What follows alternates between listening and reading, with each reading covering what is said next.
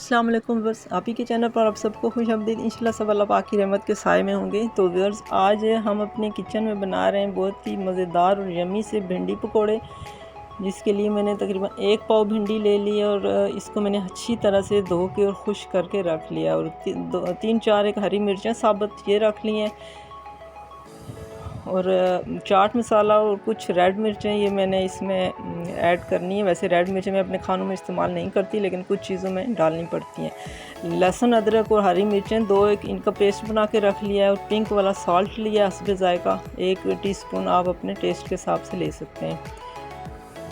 तो ये भिंडी जो है आगे पीछे से मैंने पहले ही काट के रख ली हुई थी, और अब इसको मैं दरमियान से ऐसे चीर कर सारी जो भिंडी है ये मैं रख लूँगी। ये इस तरीके से ये 1 बाय 1 सारी जो भिंडी है ये मैं इस तरह से इन्हें चीर के दरमियान से रखती हूँ। और हरी मिर्चें जो है इनको भी दरमियान से कट लगा लिया। तो अब इसको मैरिनेट करते हैं हम। ये लहसुन, अदरक और हरी मिर्च का जो पेस्ट बना के रखा तकरीबन 1 टेबल स्पून के बराबर है। और नमक, चाट मसाला और ये थोड़ी सी जो रेड मिर्चें ये मैंने ली हैं। तो इन्हें अच्छी तरह मिक्स करके मैं 1 घंटे के लिए रख दूँगी।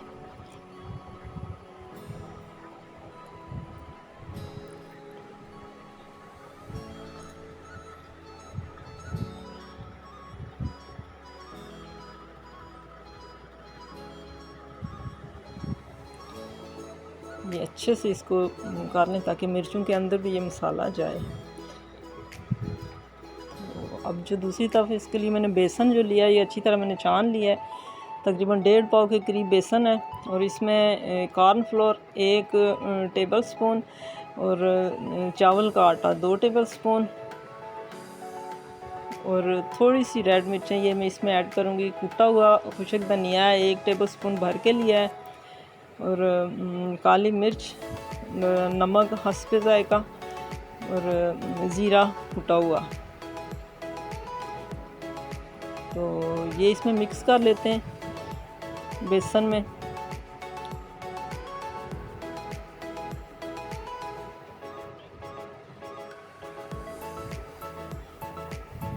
ये इसको अच्छी तरह मिक्स कर लिया मैंने।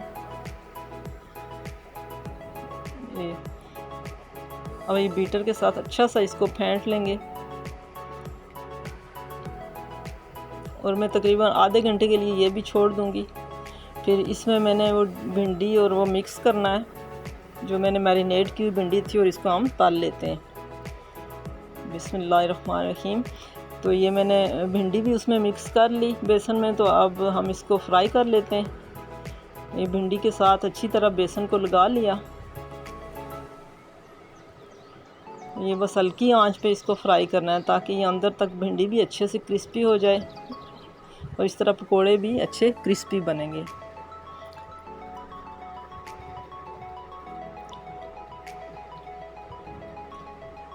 ये मज़ेदार से पकोड़े हमारे फ्राई हो गए।